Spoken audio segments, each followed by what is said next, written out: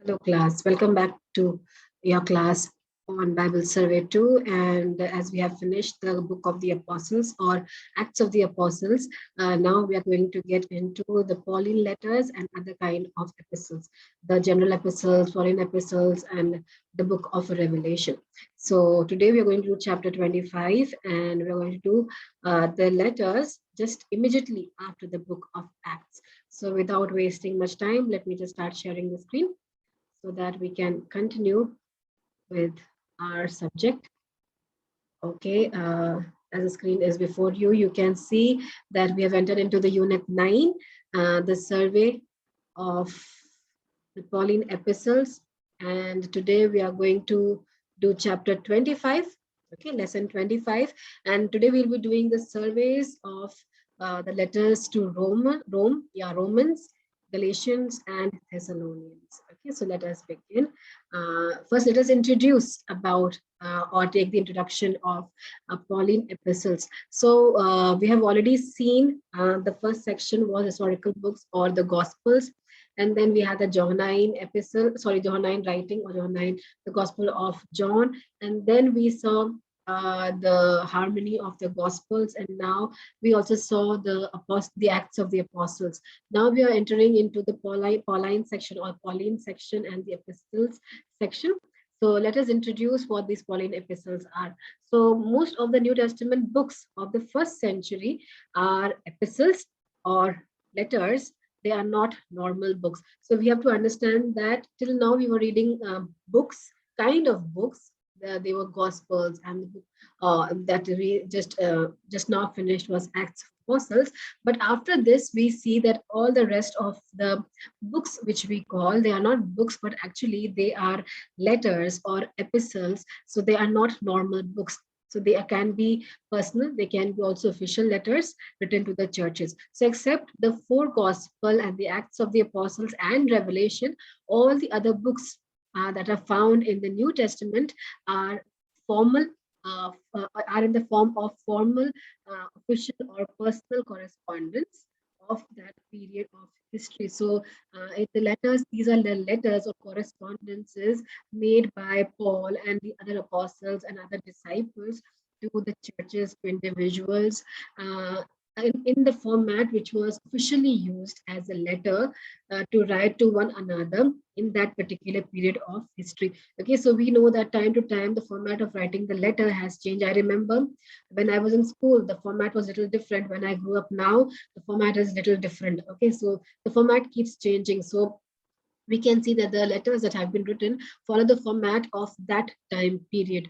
Okay, so they make up for a third of the whole of the New Testament. So we can see 1/3 of the New Testament are the letters. Okay, so as they are addressed to individuals or churches of the first century, they are important both for theological purposes and sociological knowledge of the time of the New Testament. Okay, so we have to understand, because these letters are written to individuals or these letters are written to the churches in the first century. So they give us a lot of insight. They give us a lot of knowledge about the theology, about the sociology of that period of the New Testament. So Pauline epistles form the major part of this whole section of epistles. So we know that the majority of the letters were written by Paul. Okay, so these are a section of full complete section of Pauline or Pauline epistles. Okay, the rest, very few of them are general epistles,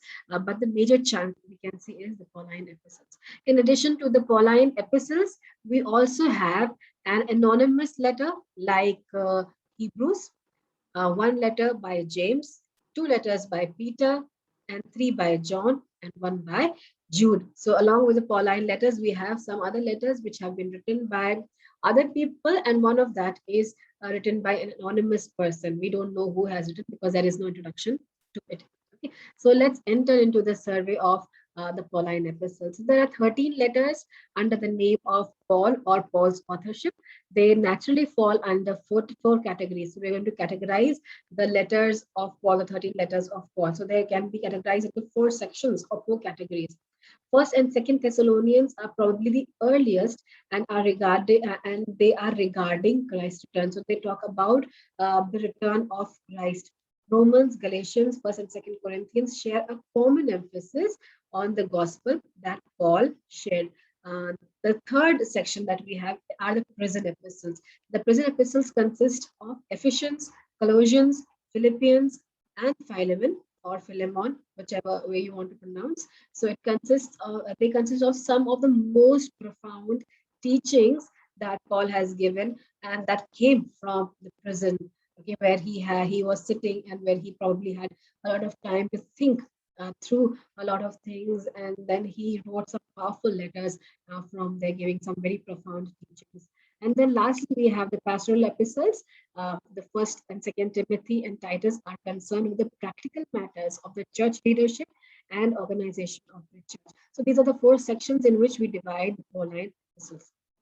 Now, Paul's epistles are written to real people and real churches to meet their real needs by expounding the doctrinal teachings suitable to meet their particular need.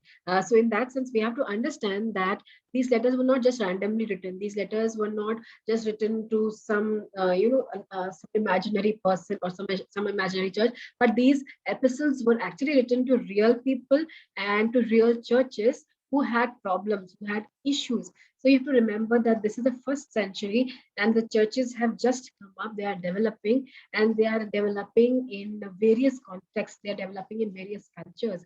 They are developing in various kind of people group. Okay, so they are also developing in Jews, among the Jews and among the Romans and among a lot of groups of people. So the people who come to church many times were a common group of people, or at times it was a mixed group of people. Okay, so we have to understand that every church has its problem, every locality has its problem. So these letters were basically dealing with those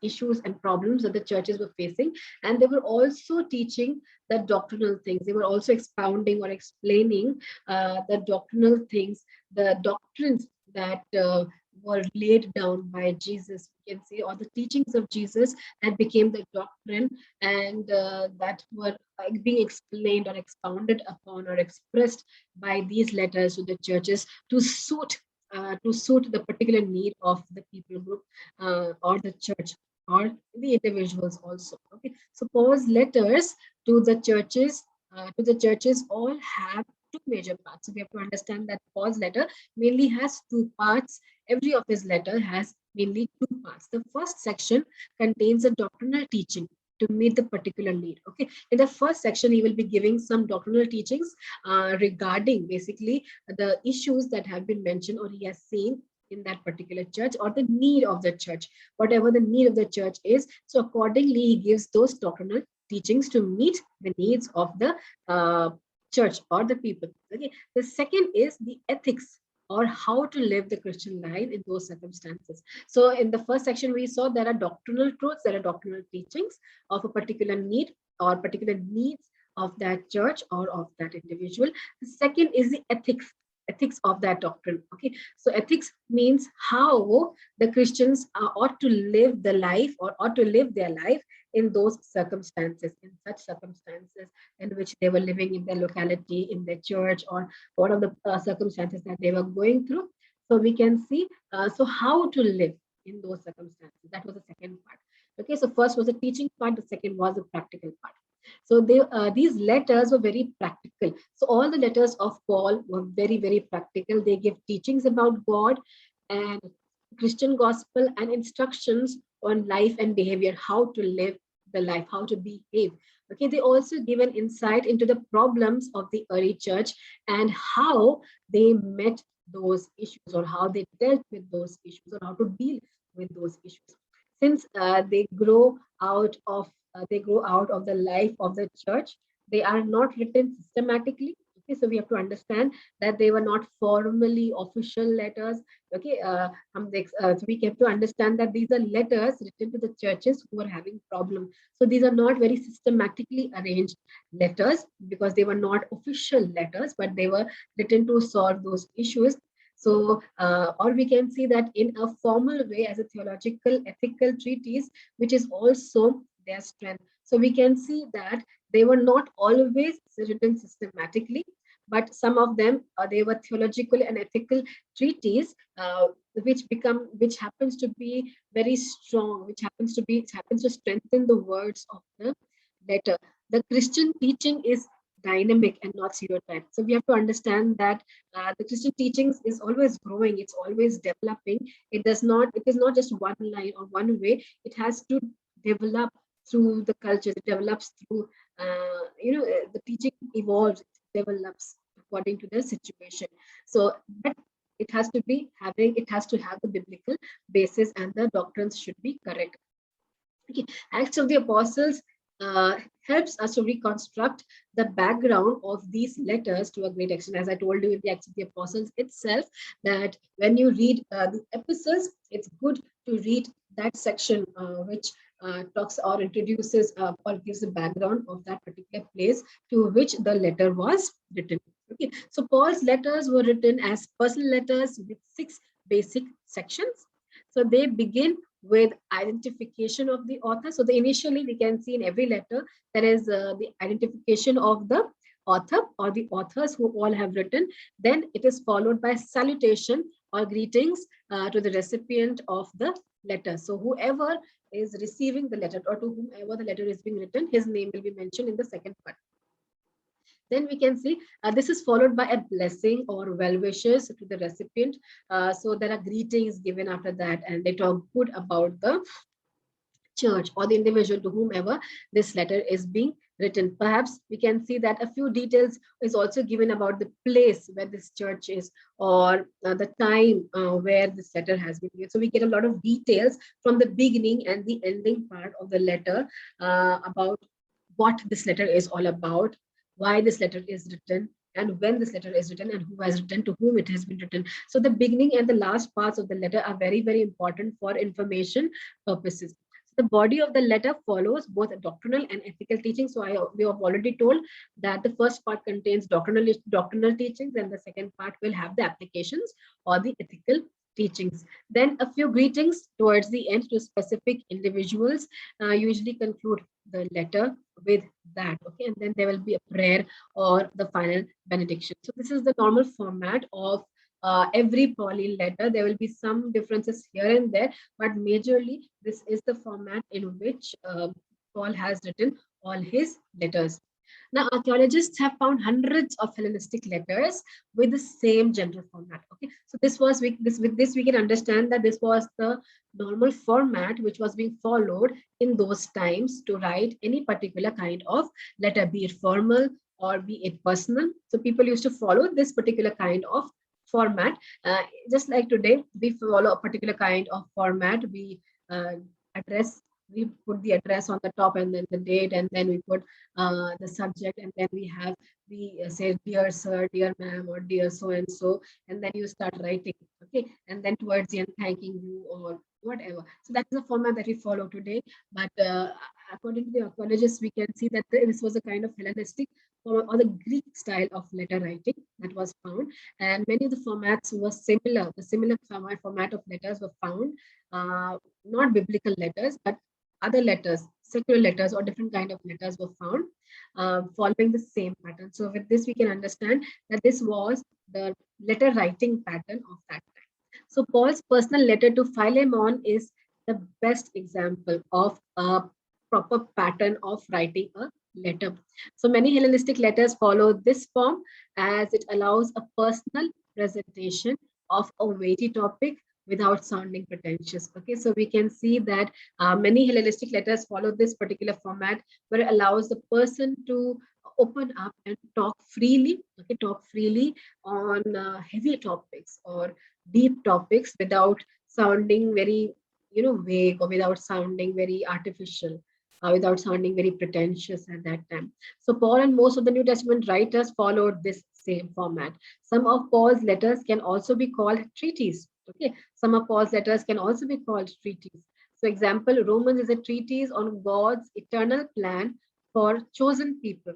Okay, so God's plan, what is God's plan? What is God's plan for his chosen people? So that he has told us in the letter to the Romans. In Ephesians, he is talking about it is a treatise on the great mystery of Christ and the church. Okay, so the letters have also been written like a treatise, not just official letters, not just formal letters, not just personal letters, but it has also been written as treaties. Okay, let's move into the letters now. We'll be doing mainly three letters in this class. Just a survey, as we all know. So let's enter into the letter to the Romans. So the letter to the Romans is the longest, the most elaborate, and the most systematically designed letter, and nearest to the theological treatise, to a theological treatise. Okay, so we have to understand that the letter of Romans is the most longest letter, most deep letter, as we can see. It has uh, expounded a lot of details on it, and then we can see it is written very systematically. Okay, so it's kind of a theological treatise, but not exactly a theological treatise. So in this, he works out in some detail the important themes of which is the most, we can see that which Paul uses. This theme is very important for Paul, and he always uses and focuses on this theme. So he writes about this theme in this letter, which happens to be one of the most important themes of this letter, which is righteousness by faith. Okay, righteousness of by faith, or justification by faith.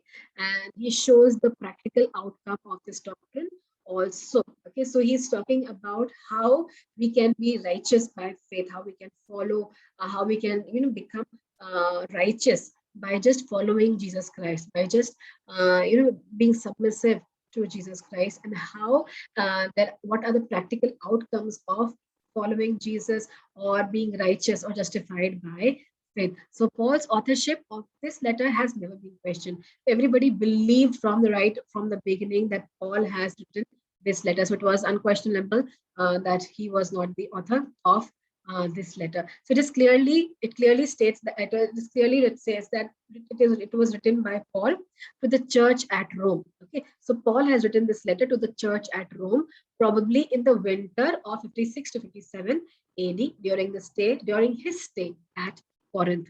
Okay, so he had just completed his third missionary journey. So we know in Acts there are three missionary journeys. So he has just completed his third missionary journey and was staying at Gaius's place as a guest for 3 months now. This is mentioned in Acts 20, verse 3.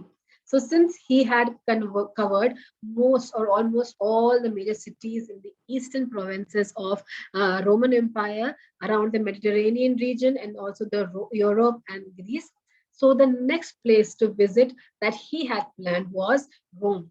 You have to remember he had never visited Rome. That Roman church was not created by him. Okay, so his plan was that he wanted to visit this place, Rome, the church at Rome.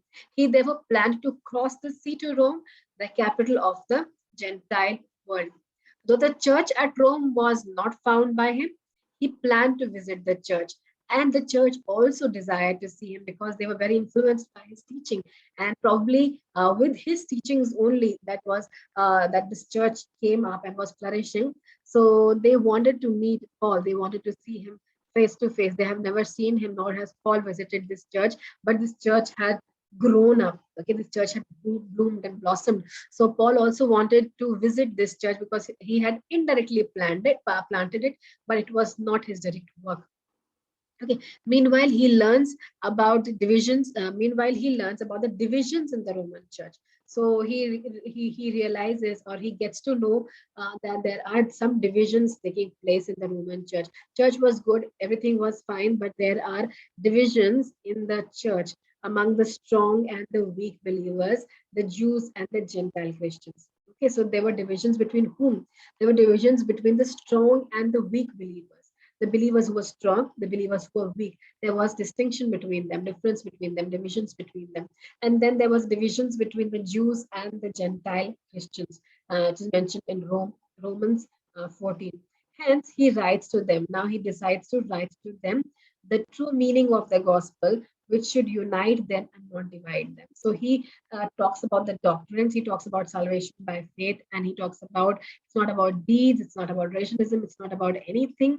So he talks to them that the gospel should unite them, it should not divide them. So if you are following the gospel, it should not divide you, it should unite you. Therefore, he emphasizes on justification by faith in Christ, not by keeping the Jewish law as the true way of salvation. So the Jewish people were trying to bring in some other kind of teachings over there. So we have to understand that he pressurized, or he clearly and very directly told the people that we are justified only by faith. We are called or made righteous only by faith in Christ. We cannot be made righteous or justified on the basis of the Jewish law system or any law system as the true way of salvation. So the true way of salvation is only through faith in Jesus Christ, and no other sacrifices, no other deeds. The self-righteous Jews, we have to understand why all these things were happening, why there was a division between the Jews and the Gentiles. So these self-righteous Jews and the liberal Gentile both are condemned in chapter 2. And he says that neither of them is right. Chapter 3, verse 9. And all need righteousness through faith. So we can see the Jews were thinking that they are right. The Gentiles were liberals and they were thinking that they are right. So he says that neither of you are right. Okay. He says neither of you are right. Okay. All are just justified. All need to be made righteous through faith, and no other criteria is there.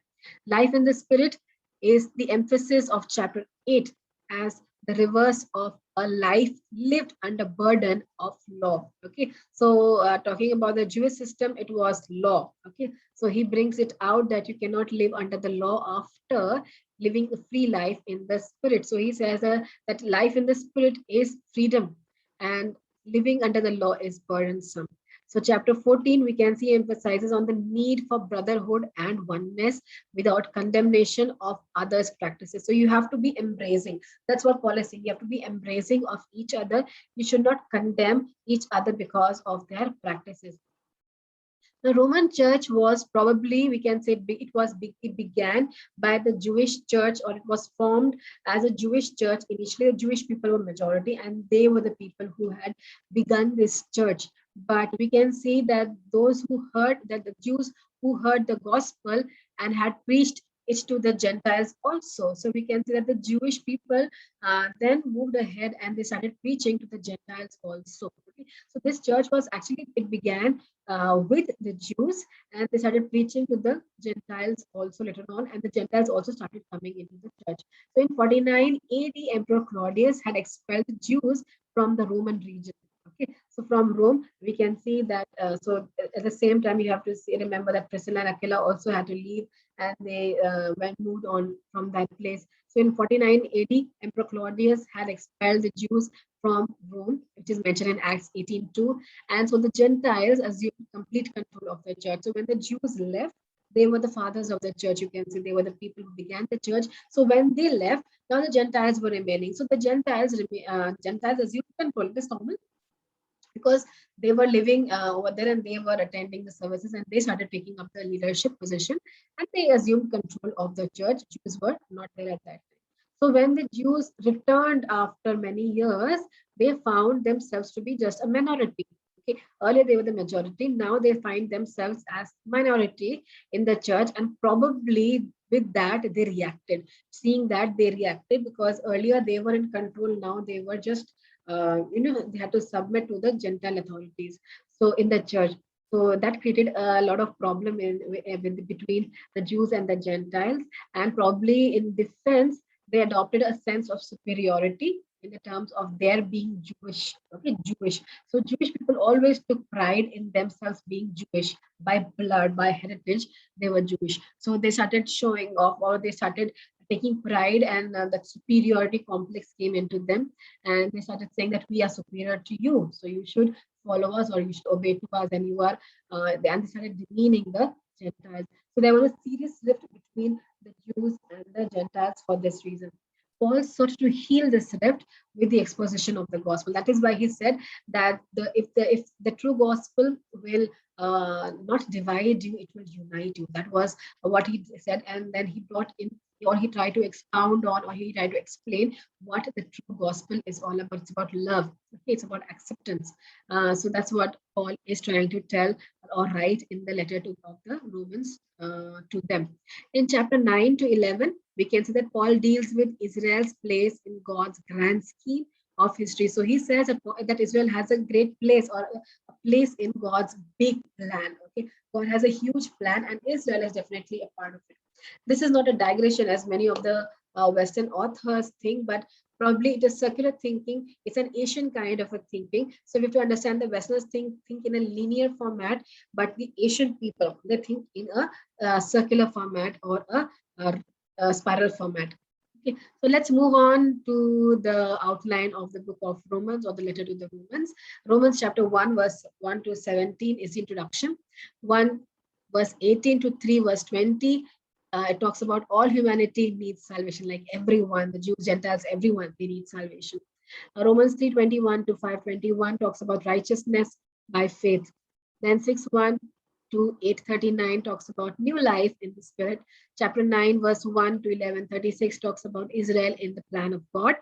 Then 12:1 to 15:13 talks about living as a Christian. Then 15 verse 14 talks to 16 verse 27 is the conclusion of the epistle. Okay, so now we are done with the survey of Romans. Now let's move on to the survey of the Galatians, or the letter to the Galatians.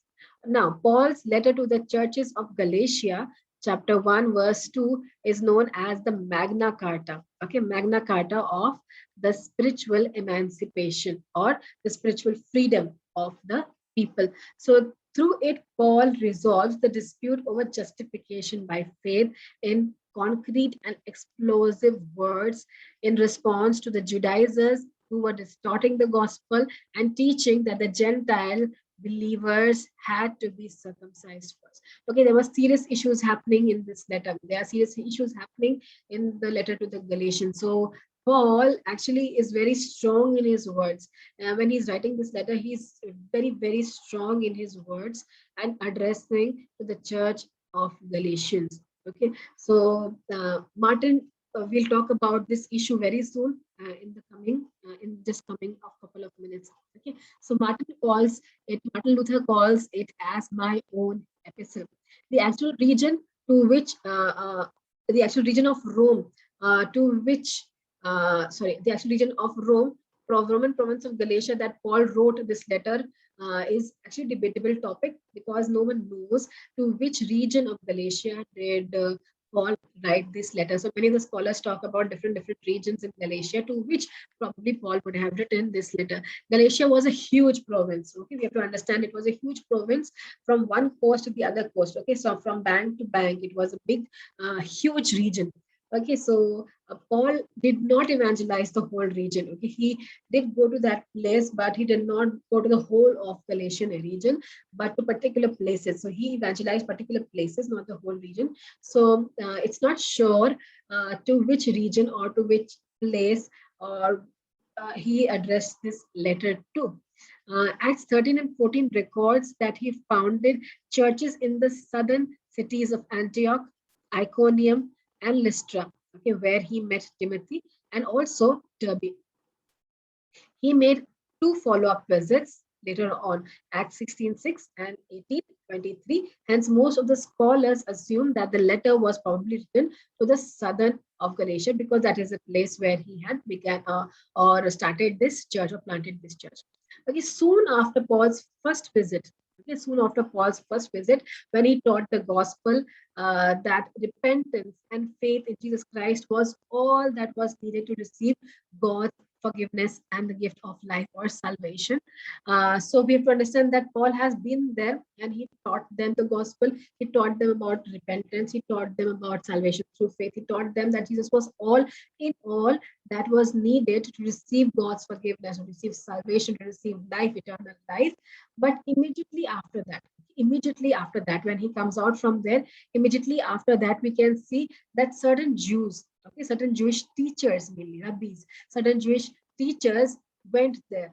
Okay, they went there and they insisted, they forced the people uh, that they force the people that the non-Jewish converts, okay, that means the Gentiles, okay, the Gentiles who have now come to faith, the Gentiles who have started believing in Jesus Christ. So they said that these Jewish teachers were saying that these Gentiles should first be circumcised and become a Jew in order to be saved. Okay, so that's what they were saying. So Paul had gone there, given them the correct teaching and the gospel and everything. And immediately, when after he came back from there, he found out that there were some Jewish teachers who went there and they were forcing the Gentile people and saying that first they have to convert, be circumcised, and become into a Jewish person, and then only, and they have to follow Jewish laws, and then only they can be saved. Okay, so the whole teaching that he gave about the gospel and Jesus were being thwarted at that time by these Jewish teachers. So on hearing this, Paul was extremely upset. Okay, and he realized that whatever he had taught, okay, whatever the basic things, the foundational things that he had taught to the people of Galatia regarding the gospel and the salvation about from through Jesus Christ, faith in Jesus Christ, these people were actually attacking right at the roots of the Christian message or a Christian doctrine or Christian faith. Okay. Salvation can only be received as a gift from God, and it was a gift to all who believed in Jesus Christ. But these people were coming up and saying that you need to be circumcised, you need to follow the laws, you need to do this, you need to do that in order to be saved. So he was very upset that they were making salvation such a tedious job, something that people will not be able to carry. So they wanted the Gentiles to become Jews first and then follow the laws, and then they can be saved. So in that way, we can see that they are trying to convert them into Judaism, not into Christianity. Okay, so this was something very irritating and it angered Paul a lot, and that is why we see that he writes this letter. Therefore, he wrote this letter to the Galatians, restating his teaching. So again, he is teaching the same thing. So in this letter, he restates everything. He restates the whole teaching that he has given. So he repeats his points. He repeats his point, and very strong wordedly he repeats the points and the message that he wants to give to the people in Galatia. He repeated the same points several years later in the letter to the Romans. Just now we saw that, but it was not as aggressive in his teachings or in his words as it is in Galatia, to the letter to the Galatians. So the date of this letter depends on the meeting of Jerusalem. As it is mentioned in Galatians chapter 2, verses 1 to 10. So if this letter, if this conference or if this council of Jerusalem, as recorded in Acts 15, then it was written around 56 AD. But if the two meetings were different, then the letter was definitely written in 49 AD, which makes it to be Paul's first letter. It was then this is the first letter. Thessalonians happens to be the second letter. Okay, so that's how we can find out the date. But probably this, some of the scholars stand with this letter being the first letter, and some of the scholars stand with Thessalonians being the first letter. So it is still not clear which letter is the first one. So the false teachers had not only almost convinced the Galatians to undergo circumcision as a key act of obedience unto Mosaic law, but also accused Paul. So they were not only, you have to understand, they were not only attacking the teachings, they were not only attacking the main foundation of Christianity, the doctrines, but they were also accusing Paul of being a false teacher, accusing Paul of falsely representing himself as a commissioned messenger of God. So they were saying that Paul is lying when he's saying that he is a messenger or commissioned messenger of God, when in fact they are saying that he is a messenger sent by the apostles in Jerusalem. So they are also trying to falsify Paul. They're also trying to say that Paul is not a true teacher. Paul is not a messenger sent by God. He's not an angel sent by God, but he is a messenger sent by the apostles in Jerusalem. So they also claim that his teachings contradicted to that of the disciples, that is Peter and James, and therefore Paul should not be accepted. So his authority, his teaching, and his everything was being challenged over here. Not only so the doctrines that he was teaching, the scriptures that he was teaching, the justification by faith that he was teaching, and his own identity, everything was questioned over here. So Paul's purpose of writing this letter was therefore fourfold. So there were four reasons why he writes this letter. Firstly, he writes this letter to defend his apostolic authority. Okay, so Paul, many times we have seen that Paul had to defend his apostolic authority, stating that he has been sent by God. He is a messenger from God, and he is apostle sent made by God and sent by God. So he had to defend his apostolic authority, and this was one of the first reasons why he writes this letter. The second reason we can see here is to show that his teaching agreed with that of Peter and James and the other apostles, as the Jewish people were telling that it is not in line with the teachings of Peter and James. So he's telling them, and he is clearly stating it, that his teachings are in agreement with Peter and James's teachings and the other apostles' teachings also. So he also writes third reason, as we can see over here, he writes to counteract, the wrong teachings of these false teachers. So these false teachers had come, and we have already seen what kind of teachings they were giving. So he also wrote, the third reason why he wrote this was to counteract these wrong teachings given by these false teachers. The fourth reason was to strengthen the Galatian believers in their faith. Okay, so because they were struggling with so many things of wrong teachings, and which is right, which is wrong, what is right, what is wrong, who is right, who is wrong. So he had to strengthen them. So he encouraged them. He strengthens them. He strengthens the believers in their faith. So the letter thus combines two extremities. He is even stern, very stern, extremely stern, while he is correcting them. And he's also extremely tender to them, because he knows with what kind of complications they are going through at this moment. Now let's look at the outline of this letter. So Galatians chapter 1 verses 1 to 10 is the introduction. Galatians chapter 1 verse 11 to 2 verse 21 is God's special revelation to Paul. Then we see chapter 3 verse 1 to chapter 4 verse 31. We see the freedom through grace rather than law. Then we have chapter 5 verse 1 to chapter 6 verse 10, freedom in the spirit. And then chapter 6 verse 11 to 18, we have the last part, that is the conclusion. Okay, so we've done the letter of Romans, we've done the letter of Galatians. Now lastly, we are going to do the letters to the Thessalonians.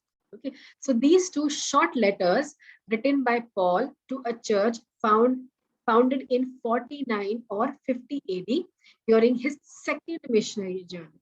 Okay, his second missionary journey, and are probably the first letters he wrote. So if Galatians is not the first, then this is definitely the first one. So it's like it is debatable topic whether Galatians is the first letter or Thessalonians is the first letter.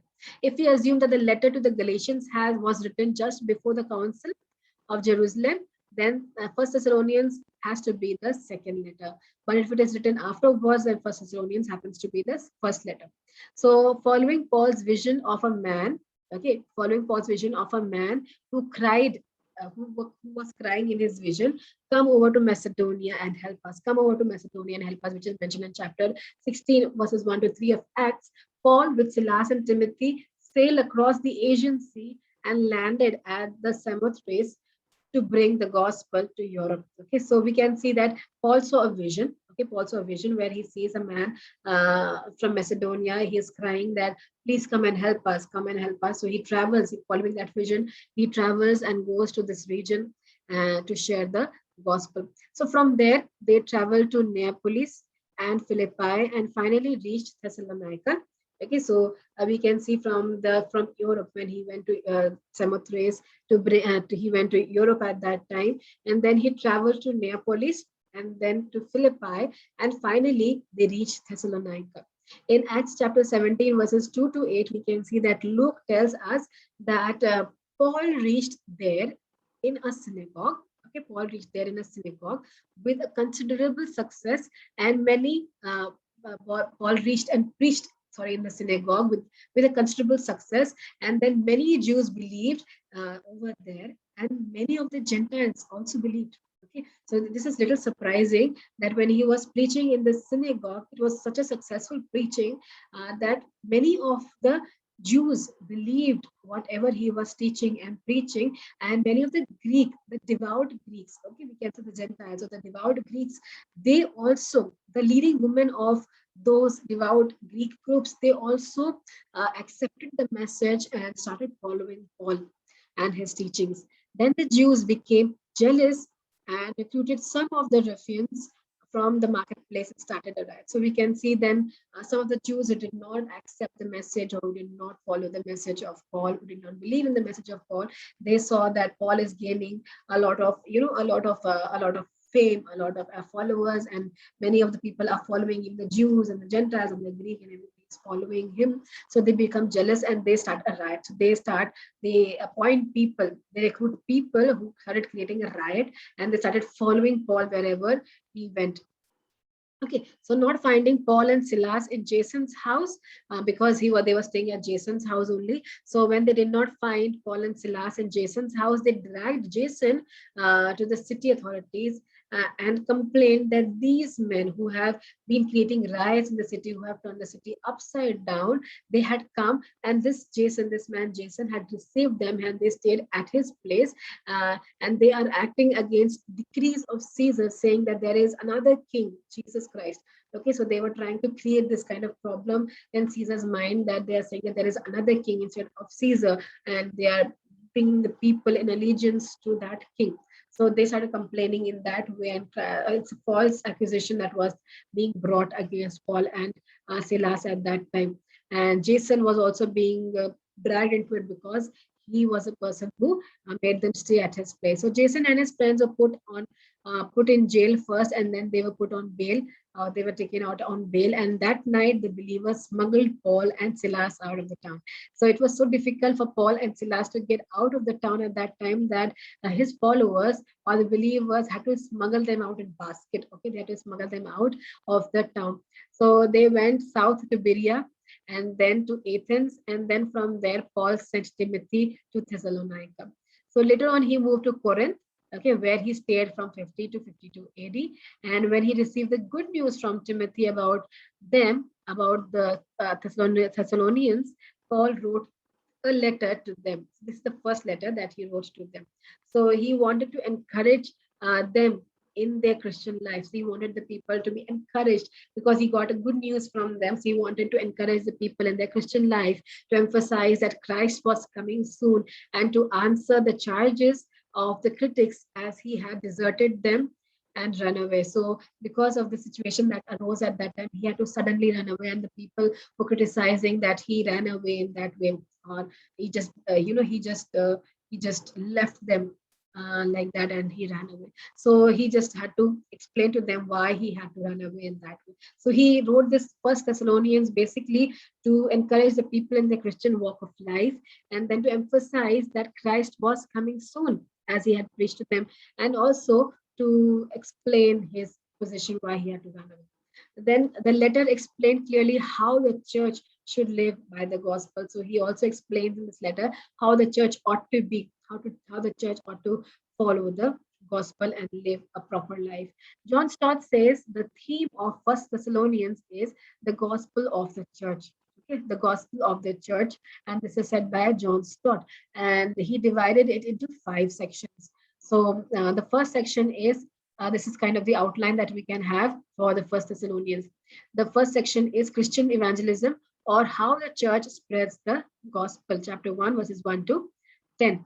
The second section is Christian ministry, or how pastors serve both the gospel and the church, chapter 2, verses 1 to chapter 3, verse 30. Then we have Christian behavior, or how the church must live according to the gospel, chapter 4, verses 1 to 12. And then Christian hope, how the gospel should inspire the church, chapter 4, verse 13 to chapter 5, verse 11. And lastly, Christian community, or how to be a gospel church. Okay, how to be a gospel church, chapter 5, verse 12 to 28. Now, Following this first letter, the Thessalonians received this first letter and they responded the letter full of doubts. Okay, so when they read this letter, they were filled with more doubts and they responded to Paul with a letter that was full of doubts. So now Paul had to clear the doubts of these Thessalonian people who had written the second letter to them or responded to him. So to clear this doubt, Paul wrote the second letter. Okay, so the second letter, the first letter was written first to encourage them, and because he got the good news from them. And then when he wrote some things in that letter, people were they had some questions regarding that letter, so they asked those questions in their letter to Paul. And now Paul writes a second letter to explain and answer these questions in detail. So he wrote the second letter with detailed teachings on the planned end of history in terms of parousia. So he talks about the parousia, the end timings. He talks about the parousia where we'll be taken when Jesus is going to come and all those things are going to happen. So he talks about it in detail. Then he talks about the resurrection, okay, and then the judgment and the kingdom of God. Okay, these are the main topics that he talks about. So he talks about the parousia, he talks about resurrection, he talks about the judgment and the kingdom of God. It contains a vivid description of the coming of Christ. So first, the Second Thessalonians chapter 1 talks a lot about, or it describes in pictorial imagery the way Christ is going to come. Okay, and then we can see he also talks about the Antichrist in chapter 2 of Second Thessalonians. So it is in terms of three groups of people who are actually disturbing the Thessalonian church.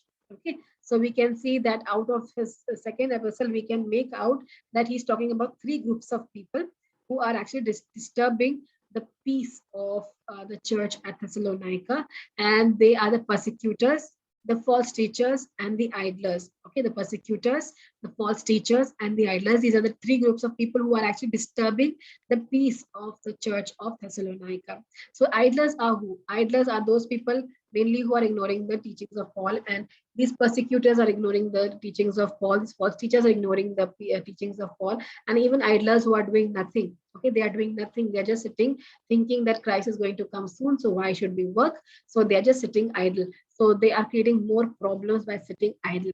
So these are the three group of people who are actually ignoring the teachings of Paul. John Stott says that the theme of the second letter to the Thessalonians is a Christian perspective on history. A Christian perspective on history. This is the theme that John Stott gives to the second letter to the Thessalonians by Paul. And he divides this letter into three sections. So the outline can be like the revelation of Christ, chapter 1, verses 1 to 12, the rebellion of Antichrist, chapter 2, verses 1 to 17, and the responsibilities of the Christians, chapter 3, verses 1 to 18. So this is what we had about the first few letters of Paul that we just now studied about. So today we saw a few letters, a few epistles of Paul. We began with the Pauline epistles, and we saw the letter of Romans. We just saw the letter to the Galatians, and we also saw the letter to the Thessalonians, the first and the second letter to the Thessalonians. Okay, so after this, we are going to see many more epistles, or some more epistles. I have not seen many more epistles. Only 13 of the Pauline epistles are there, and few of the general epistles are there, and the book of Revelation. So very quickly, we are going to complete all these epistles, and you can see, you can go through this video and just try to study and take notes from this video, and follow these videos for convenience alongside your readings. You can also follow these videos and prepare well for your exams. Take out time and study, and let's complete this course as soon as possible. Thank you. God bless you. We'll see again with another set of letters that we have of the Pauline section. Okay, bye-bye. Good night. God bless you all.